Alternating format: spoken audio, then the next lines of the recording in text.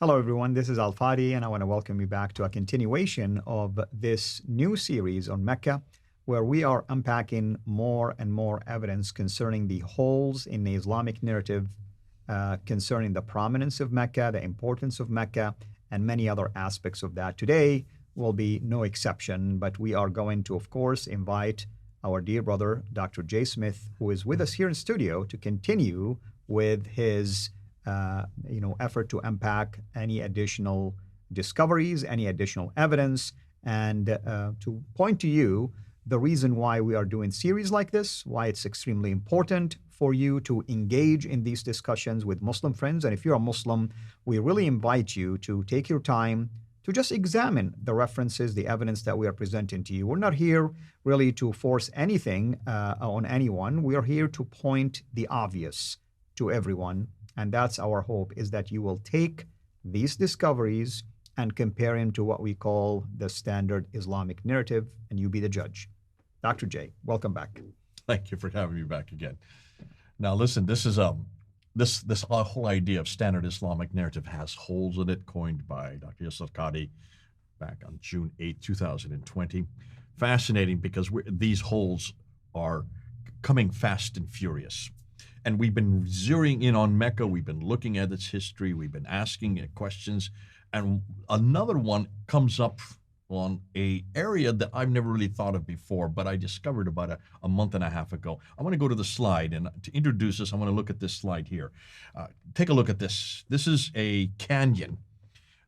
Where is it? Well, it's in Mars. And back at the end of 2021, this was all over the news. The Russians and the Europeans had sent up a spaceship to Mars, and they've known about this canyon. It's called the Valles Marineris Canyon System, similar to our Grand Canyon that we have in America, but it is 2,000 miles long. That is 2,000 miles long, so quite a bit larger than what we have in the Grand Canyon. It's about the same length as from New York to California. So you can see we're talking about an enormous size. What's fascinating, as they were looking from space, looking down onto this canyon, the scientists using what they call, I'm going to have to read it here because it's too difficult to memorize. Roscosmos ExoMars Trace Gas Orbiter. This is the machine that looks down to look underneath the surface of Mars. Right. They found water below its surface using what they call the fine resolution epithermal neutron detector. Too much of a mouthful. We'll just call it FRIEND. This is the instrument. And this instrument suggests that in this canyon here, there were about 40% of it, underneath of it, has water. Has water. That was all over the news. Why was that all over the news? Well, for one very good reason. You and I need water to survive. That's right. Do we not? Absolutely. Because once you have water, then you have vegetation. And once you have vegetation, then we can survive there. And of course, the whole premise is, if we're going to go to Mars and spend all this money and then send this equipment up there and go and live there, we need to be able to water ourselves, because once you have water, then you have vegetation. Once you have vegetation, we can live. That's all you need. It's very simple. Humans only need two things: water and food, water and food, water and food. So with that premise, if we can find water in Mars, then we can go live on Mars. Now take a look at these pictures here. Let's go up to these pictures. These were pictures taken between 1800 and 1900 AD. These are pictures of Mecca. That's what Mecca looked like. Now, just looking at these right off the top of your head, what do you notice about them? Well, I mean, it's obvious that we're having, a desert-like rocky area.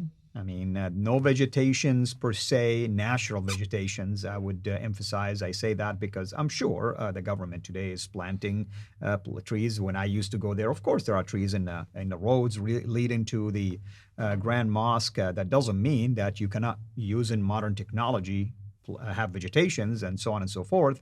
But you can tell it's a rocky valley, if you wish, even though it's a flat valley, as I mentioned before.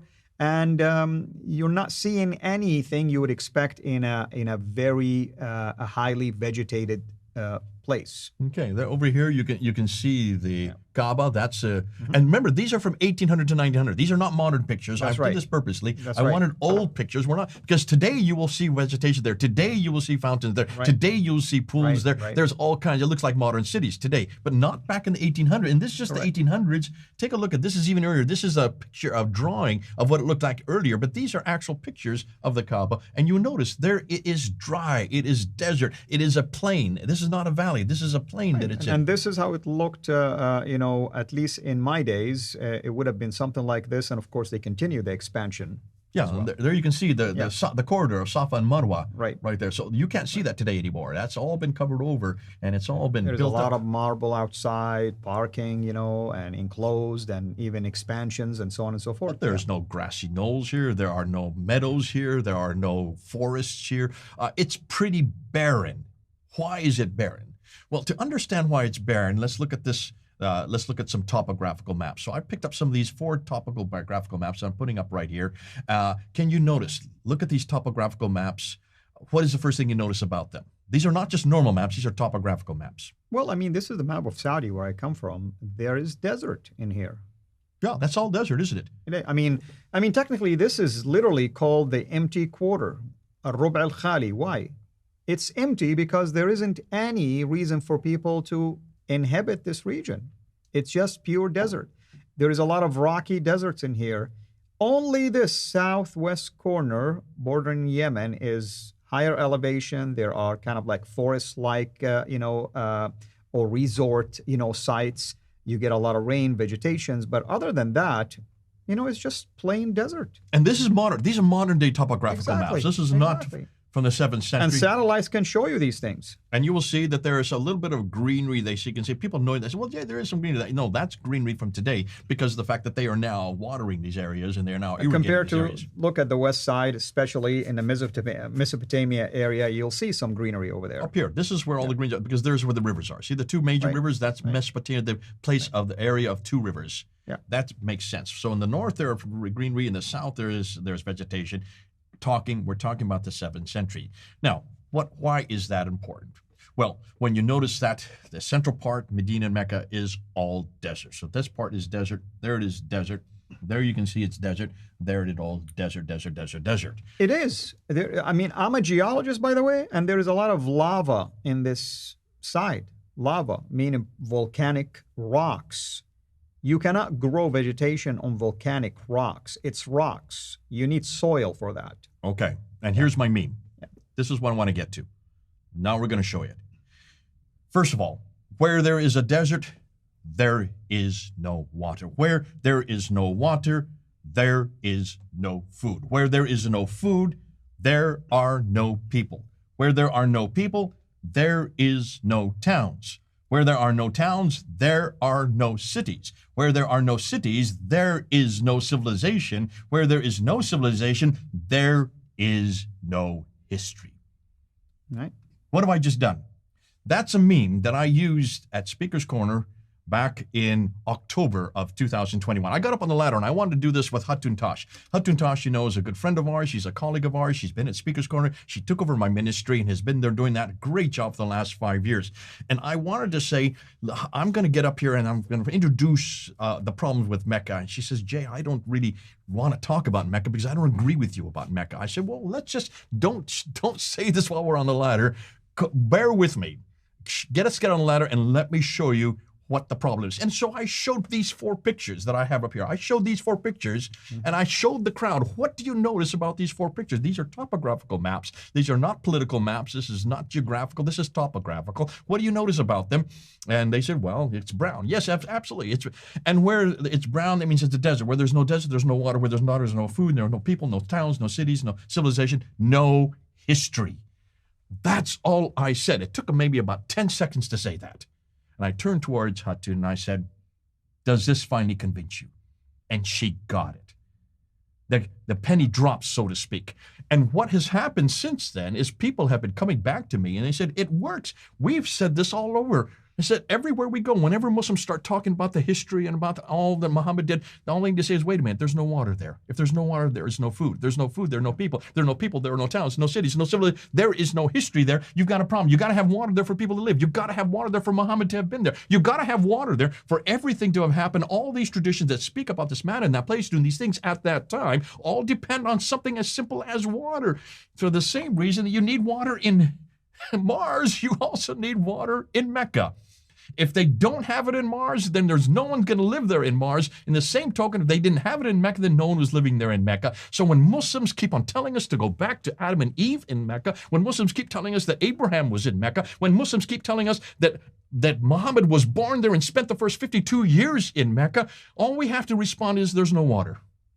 Yeah. If there's no water, the rest of the meme just falls into place. And for all of those who are listening to me, all you Muslims, whenever you bring up any reference to a man named Mecca living in a place, a man named Muhammad, let's get their name right, a man named Muhammad living in a place like Mecca, you start talking about this man or what he did or what he said or where he went, I'm just going to ask you one little question. Where is there water? Because if there is no water, there is no civilization. If there's no civilization, there is no history. If there is no history, then where is your Muhammad? And if you don't have Muhammad, you don't have the Quran. And if you don't have the Quran, you don't have Islam. Because you absolutely need the book and the man in order to have a place. And if the place doesn't exist, you throw out the book and the man, you throw out Islam, and everything comes crashing down just because you have no water. And also, I want to add this, Jay, and to my viewers, somebody might come back and say, well, wait a minute. I mean, sometimes in the desert you find springs. That's true. How do you know that there are springs? You see vegetation around them, trees, palm trees, other things. That's what we're trying to say. Show us this in Mecca. You won't find it. We're going to get to that next because we're going to talk about those springs. That's the isolation of Mecca. Mecca is not a place that just doesn't have any water. It is completely isolated from the places where they do have springs. That's the next episode. Well, you've heard the man. That's what we are going to explore in the next maybe episode, or at least in the next few episodes. So hopefully everyone been enjoying these additional evidence, or even the unpacking of previous one that we've shared with you. For instance, the burial sites of the prophets. We unpack this for you even further than in our previous video series that we called In Search of a Place. And again, we welcome all of your comments, all of your interactions. And if you have any specific questions for me or for Dr. J, make sure you reach out to us through our basically prospective channels. His channel or YouTube channel is called pfanderfilms. Mine is called CIRA International. And we're always welcome hearing from you and your emails and your comments. Until then, have a blessed day. Thank you for watching this video. Be sure to like and subscribe to our channel CIRA International and click on the bell so that you receive notifications whenever we publish a new video or go live. I would also like to appeal to you to consider becoming a Patreon patron by clicking the link right below. By doing so, you can give towards the production of these videos. There are also other options for you where you can give to our channel. I thank you from the bottom of my heart.